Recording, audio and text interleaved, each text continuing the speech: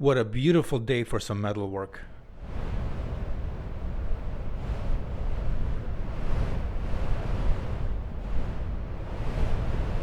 Bloody hell, it's cold outside. And they say, move to Canada. Greenland's freaking warmer than this place.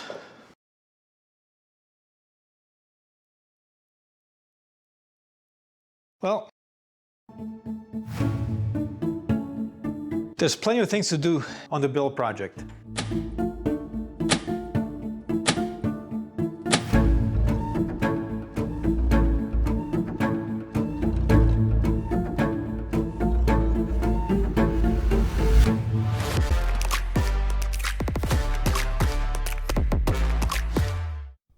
This is a voltage regulator, and it's a crucial component in keeping your motorcycle electronics humming along.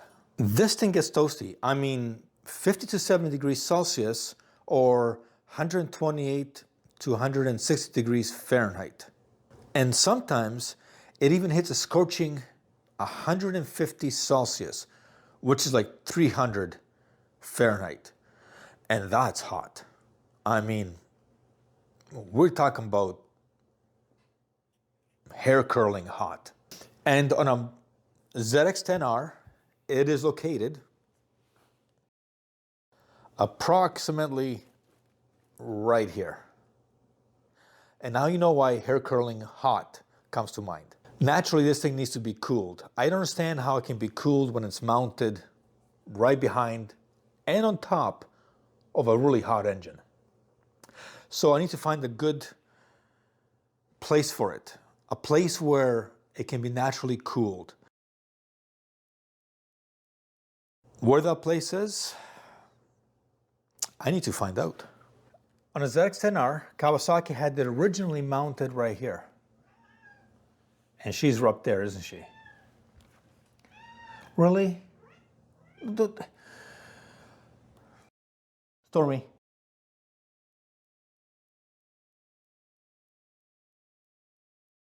So originally Kawasaki had it mounted in this location. I don't understand how they could get plenty of airflow. Yes, I understand doing 200 kilometers an hour on our highways has sufficient airflow. But idling and being stuck in traffic, this sucker is going to be roasting a lot of nuts. So where can I put it? The first location that comes to mind is the right side of the bike. There's plenty of space and decent airflow. But it will place a regulator right over the exhaust. And the exhaust gets hotter than a habanero pepper. And that's really hot. And I don't want it near the wiring harness or any other electronics. So this would be my best choice. And that means I have to remodify my already modified battery tray. And people wonder, why is it taking so long? Why are you so slow? Oh, mic's on. It seems our fearless leader forgot to mute themselves. Now you know the real reason things move at a glacier pace around here. For more truthful insight, hit the like, share, and subscribe button. We promise to only spam your inbox occasionally. I swear, this battery box has a longer development cycle than some spacecraft.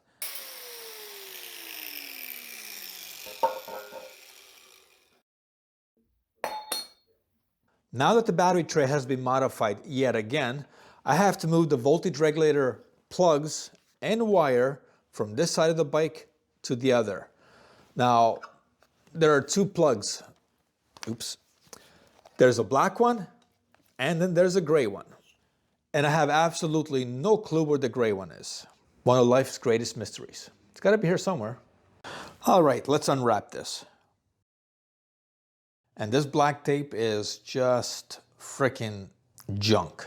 We got some blue tape here and two wires spliced together.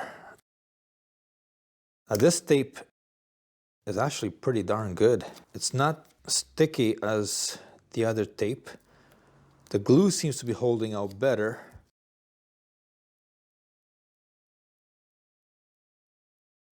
And here we have a crimp connection. Some think the connections are soldered.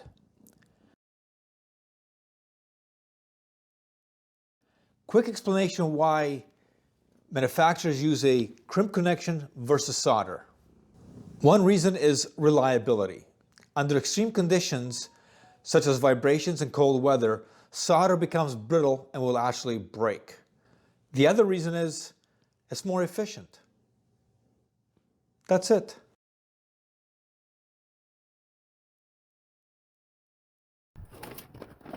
We're going to need some fancy solder wire connectors, which I never used before, but no better time to try than now. I have plenty of the old heat shrink butt connectors, just in case. My old wire cutter, which cut nothing. I don't remember last time I used these.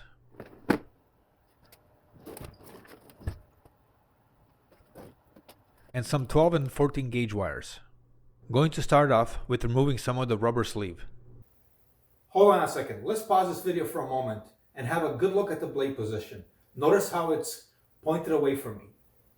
This is a proper way of cutting anything with a sharp blade. Ask me how I know. I might have a long, slow learning curve, but eventually I got it. Hopefully, so do you. Now, let's continue. With the outer covering removed and no self-inflicted injuries, it's time to mark where to cut the wires. I staggered the cuts to reduce bulk and create a neater appearance for the harness.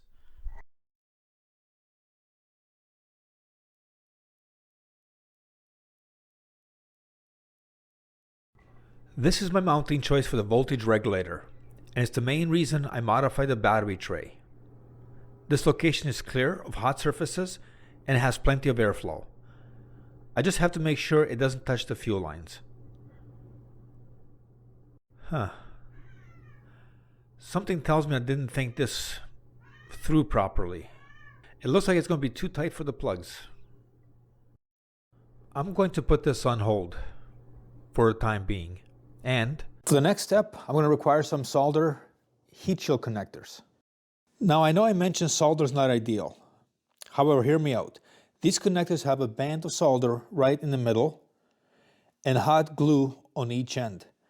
When the heated solder melts to create a secure connection between the wires, the tubing shrinks to provide insulation and strain relief. They're quite handy for providing a waterproof, reliable connection. And that's a plus side. The downside, they're a little pricey. So don't be making mistakes with these things. And finally, Taylor, if you're watching, when working in the cold, you got to do it in style, man. Style. All right, got the first one done. Now for the second one, for some reason, it's not looking good. It looks like the solder is not flowing properly.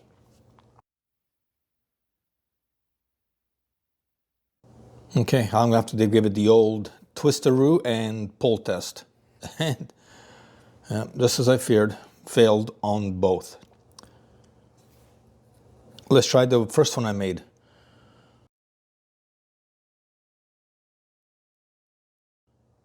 I'll give it the bend test.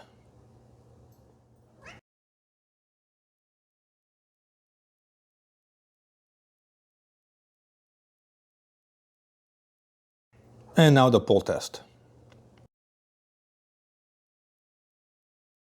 Yeah, I don't think these things are very good. I'm gonna have to go back to the old stuff.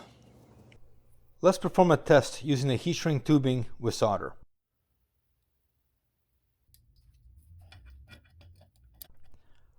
I can see the solder melting, but it doesn't look consistent.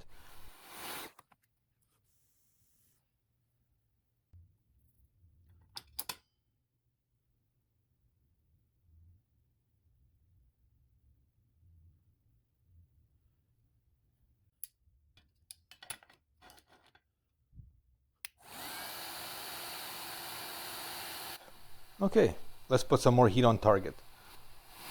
Looks like the heat shrink tubing is burning. And the solder's not really melting too well. Wonder what temperature we are reaching before the tubing starts to burn. Looks like 189, which isn't really that high. I think solder needs to be around 300 degrees Fahrenheit before it starts to melt. Let's see how well it does in the old bend, twist, pull test.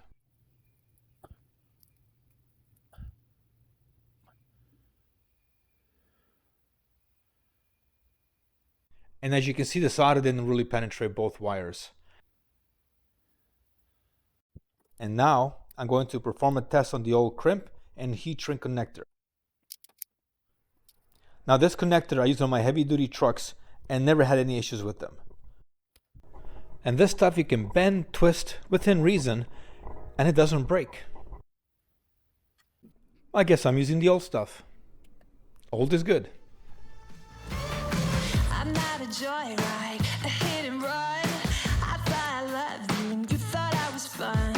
I'm moving on down the road. Hey there, awesome people. If you love this video, or even if you didn't, give it a thumbs up so we know you're still with us. And while you're at it, hit that subscribe button so we can spam your inbox with more amazing content. Oh, and leave a comment below. We'd love to hear from you.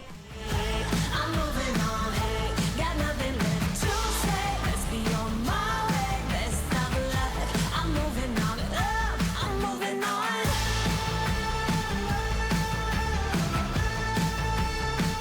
Well, things don't always go as planned. I had to move the voltage regulator to the outside because of issues with connection plugs. And I didn't like the way it looked from the rear. Because how things look from the rear matter.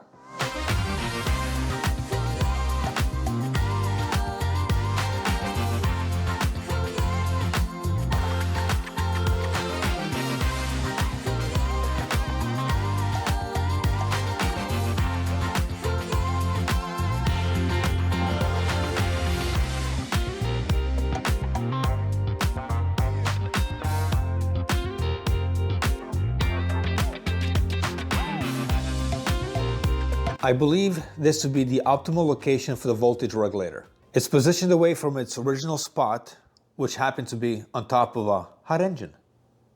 Makes sense. Now, this is going to be enclosed behind the body panel. However, there is sufficient flow when the bike is moving or when the engine fan is on. How I know this? Because my legs get pretty hot when it's hot outside. I mean, I can actually feel the fan when it kicks in, toasting my legs and other parts of we won't go there. While it's hard to determine if this location will be sufficient at this time, there is ample room to install, if need be, a fan. And this brings us to the conclusion of this video. I hope you learned something. And if you didn't, maybe the next one. But anyways, I really appreciate you staying to the end. Thank you for watching, and remember, always hug your pets. Until next time, take care.